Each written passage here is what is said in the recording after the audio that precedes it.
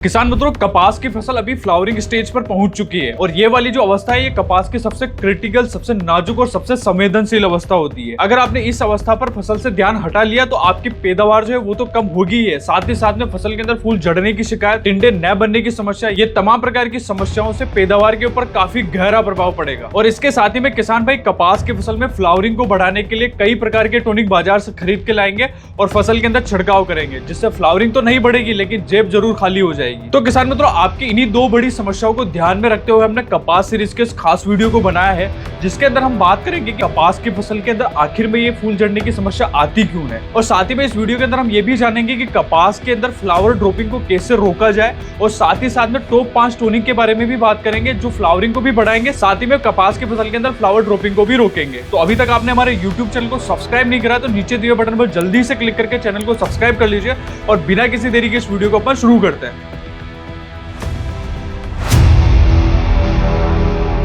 किसान मित्रों, वीडियो शुरू करते हैं और बात करते हैं वीडियो के सबसे पहले विषय के बारे में कि आखिर में ये कपास की फसल के अंदर ही इतनी फ्लावर ड्रॉपिंग की समस्या क्यों आती है और आखिर में कपास की फसल के अंदर फूल झड़ने के पीछे क्या कारण होता है। तो किसान मित्रों, कपास की फसल की अगर मैं बात करूं तो इसके पीछे फूल झड़ने का सबसे बड़ा और सबसे पहला कारण होता है मौसम में बदलाव होना। जी हाँ किसान मित्रों, अभी का जो मौसम है उसके अंदर क्या होता है कि जो नमी है वातावरण के अंदर वो बढ़ जाती है, टेम्परेचर जो है वो अचानक से डाउन हो जाता है और बीच बीच में कभी तेज बारिश भी आ जाती है और उस कारण से क्या होता है, टेम्परेचर से ऊपर और नीचे ज्यादा होता है। इस कारण से क्या होता है, कपास का जो पौधा रहता है इस वातावरण में ढल नहीं पाता है और जो भी उसके अंदर नई गुड्डियां बन रही है या फिर जो फूल आ रहे हैं या फिर अगर फूल से टिंडे भी बनना, हल्के टिंडे बनना शुरू हुए हैं तो वो जड़ना शुरू हो जाते हैं। तो किसान मित्रों, ऐसी कंडीशन में जब टेम्परेचर बहुत ऊपर ज्यादा होता है तो कपास का जो पौधा रहता है वो इस टेम्परेचर के प्रति सेंसिटिव नहीं हो पाता है और जो फ्लावर ड्रॉपिंग की जो है समस्या है वो बहुत ही ज्यादा देखने को मिलती है। कपास में फूल झड़ने के पीछे दूसरा सबसे बड़ा कारण होता है न्यूट्रिएंट डिफिशियंसी। जी हाँ किसान मित्रों, अगर कपास की फसल को कैल्शियम और बोरोन ये दो पोषक तत्वों की कमी अगर हुई तो फसल के अंदर यकीनन आपको फ्लावर ड्रॉपिंग की समस्या देखने को मिलेगी। कैल्शियम की अगर मैं बात करूं, कैल्शियम क्या करता है ना, जो सेल वॉल रहती है उसको मजबूत बनाता है और जो भी पौधा रहता है उसको मजबूती देता है, जिससे जो कलियां निकलती है वो जड़ने की समस्या जो है वो लगभग 90% तक कम हो जाती है। वहीं दूसरी तरफ बोरोन जो रहता है वो परागकण की क्रिया में मदद करता है। मतलब अगर बोरोन की कमी हुई तो एक तो पौधे के अंदर पॉलिनेशन अच्छे से नहीं होगा, अगर पॉलिनेशन होता भी है तो वो टिंडे की जो साइज है वो प्रॉपर तरीके से नहीं बन पाएगी। इसलिए कपास की फसल के अंदर आपको कैल्शियम और बोरोन इन दोनों पोषक तत्वों की कमी बिल्कुल भी नहीं होना देना है। किसानों, तो नरमे और कपास के अंदर फ्लावर ड्रॉपिंग या फिर कम फूल आने के पीछे तीसरा सबसे बड़ा कारण होता है फसल की वानस्पतिक वृद्धि ज्यादा हो जाना, या यूं कहूं कि पौधे की बढ़वार अगर ज्यादा हो जाती है, पौधा ज्यादा बढ़ने लगता है, फुटाव ज्यादा लेने लगता है, हरापन उसके अंदर अगर ज्यादा आ रहा है तो यकीनन आपकी फसल के अंदर या तो फ्लावरिंग आएगी नहीं और अगर फ्लावरिंग आती भी है तो उससे ज्यादा से ज्यादा टिंडे नहीं बन पाएंगे। किसान मित्रों, कपास की फसल के अंदर ये वाली जो समस्या है आपको तब देखने को मिलेगी जब आप नाइट्रोजन युक्त खाद फसल को ज्यादा दे देते हैं या फिर फसल को ज्यादा अगर नाइट्रोजन मिल रहा है तो वो फ्लावरिंग पे नहीं आता है और बढ़वार जो है वो ज्यादा बढ़ाता रहता है। कपास के फसल के अंदर फ्लावर ड्रॉपिंग के पीछे चौथा सबसे बड़ा कारण होता है हेवी कीटनाशकों को प्रयोग में ले लेना। ऐसे कुछ ग्रुप होते हैं, ऐसे कुछ केमिकल होते हैं जैसे कि प्रोफेनोफास हो गया, लैम्बडासाइक्लोथ्रिन हो गया या फिर साइफरमेथ्रिन हो गया। अगर ये वाले केमिकल अगर आप फ्लावरिंग स्टेज मतलब कि फूल ज्यादा आ रहे हो और इस स्टेज पर स्प्रे करते हो तो कपास की फसल के अंदर यकीनन फ्लावर ड्रॉपिंग की समस्या ज्यादा देखने को मिलती है। तो जब भी आपके कपास की फसल के अंदर आपको कीटनाशक प्रयोग में लेने जा रहे हैं तो आप ध्यान रखें कि इन कीटनाशकों का प्रयोग आप पीक फ्लावरिंग जब फ्लावर ज्यादा आ रहे हो तब आप ना करें। किसान मित्रों, अब बात करते हैं वीडियो के सबसे महत्वपूर्ण विषय के बारे में, यानी कि टॉप 5 टॉनिक के बारे में, जो न केवल फ्लावर ड्रॉपिंग को रोकेंगे बल्कि कपास की फसल के अंदर फूलों की जो संख्या है उसे बढ़ाने में भी मदद करेंगे। तो अभी तक ये वीडियो आपको पसंद आई तो इस वीडियो को लाइक जरूर कर दीजिए। कपास की फसल में फ्लावरिंग को बढ़ाने के लिए पहले नंबर पर हमने कात्यायनी भन्नाट प्रोडक्ट को रखा है। ये एक प्रकार का प्लांट ग्रोथ रेगुलेटर है जिसके अंदर आपको एल सीरीज के अमीनो एसिड और उसके साथ ही साथ में सीवीड एक्सट्रैक्ट की मात्रा मिलेगी। ये दोनों क्या करेंगे कि एक तो फसल के अंदर जो पत्तियां रहती है उसकी चौड़ाई को बढ़ाने में मदद करेंगे, फसल में हरापन जो रहेगा वो अच्छा लेके आएंगे, साथ ही साथ में नई कलियों के निर्माण में काफी अच्छे सहायक रहते हैं। और अमीनो एसिड जो रहता है ना, ये फ्लावरिंग जो रहता है ना उसके ऊपर मेन काम करता है। मतलब फूलों की जो संख्या रहती है फसल के ऊपर उनको बढ़ाएगा और जो भी गुड्डियां बन रही है उनमें ज्यादा से ज्यादा फ्लावरिंग कन्वर्ट हो उसके लिए मदद करेगा। और इसके उपयोग की मात्रा की अगर मैं बात करूं तो कपास की फसल में इसे 1 एकड़ छिड़काव के लिए 250 ml प्रयोग में लेना है। कपास की फसल के अंदर फ्लावर ड्रॉपिंग को रोकने के लिए और साथ ही साथ में स्क्वायर जो बन रहा है मतलब जो गुड्डियां बन रही है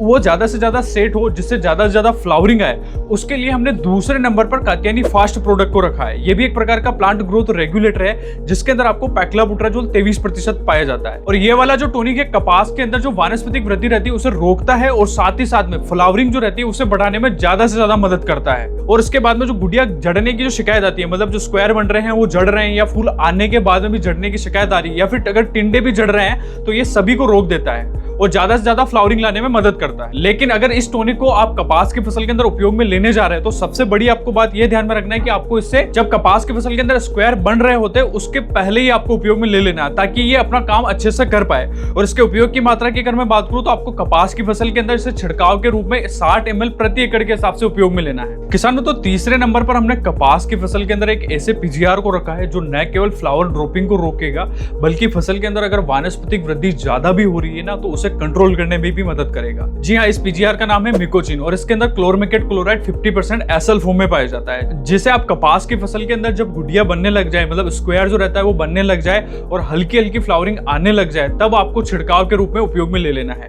और इसके उपयोग के बाद में जो पौधे की जो अनावश्यक वृद्धि हो रही है, पौधे का जो ज्यादा फैलाव हो रहा है, पत्तियां ज्यादा बढ़ती जा रही है, पौधा ज्यादा हाइट लेते जा रहा है, तो ऐसी स्थिति में ये पौधे की हाइट को रोकेगा और ज्यादा से ज्यादा स्क्वायर फॉर्मेशन में मदद करेगा, जिससे आगे चल के फ्लावरिंग जो है वो बढ़ेगी। और अगर एक बार फ्लावरिंग बढ़ी तो टिंडों की जो संख्या है प्रति पौधे के हिसाब से ये बढ़ाने में मदद करेगा। और इसके उपयोग की मात्रा की अगर मैं बात करूं तो आपने अगर देसी कपास लगा रखा है तो इसे 60 ml प्रति एकड़ के हिसाब से उपयोग में लें। और वही अगर आप बीटी कॉटन लगाते हैं, यानी कि नरमे की खेती करते हैं, तो आप इसे 15 से 30 ml प्रति एकड़ के हिसाब से उपयोग करें। किसान मित्रों, अब हम बढ़ते हैं चौथे टॉनिक की ओर, जिसका नाम है ब्लूम बूस्टर। इसके अंदर होमोब्रोसिनोइड 0.4% पाया जाता है। यह भी एक प्रकार का प्लांट ग्रोथ रेगुलेटर है, मतलब कि ये पौधे की अनावश्यक वृद्धि को रोकने में मदद करता है। और इसका सबसे बड़ा और सबसे मेन फायदा ये होता है कि ये जो फ्लावर ड्रॉपिंग आती है, मतलब फूल जब अचानक से झड़ना लग जाते हैं, तो उसे रोकने में ये काफी अच्छे तरीके से मदद करता है। और इससे भी आपको कपास की फसल के अंदर जब स्क्वायर बनने लग जाए, मतलब गुड़िया बनने लग जाए, तभी आपको इसे छिड़काव के माध्यम से उपयोग में ले लेना है। और इसके उपयोग की मात्रा की अगर मैं बात करूं तो इसे 100 ml प्रति एकड़ के हिसाब से उपयोग में लेना है। किसान मित्रों, कपास की फसल के अंदर फ्लावर ड्रॉपिंग को रोकने के लिए 5वें नंबर पर हमने एक ऐसे पीजीआर को रखा है जिसका रेट काफी कम रहता है, मतलब ये सस्ता रहता है